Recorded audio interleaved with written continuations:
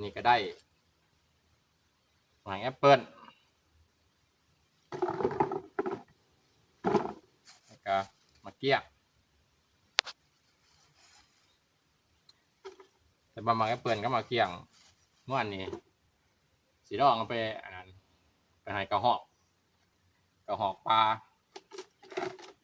กระหอกอยู่วัดปลาถ้ำมะนิมิตรลักซิบว่ามันสีเดือหน่อยเดือหลายสำไรไป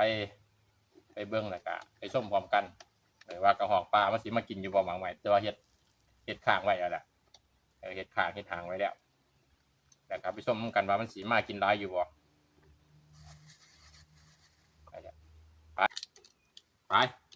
ไปเบิ่งน้ำกันว่ามันสีลงมากินหลายหรือบ่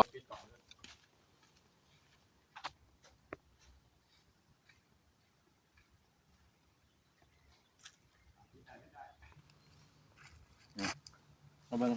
ข้างเก่ามันนี่เอาหมอกใหม่มาให้ว่านนี่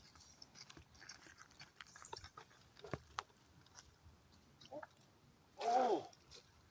ตกลงนี่แล้วเลยนี่ออกบ่กินดอกนี่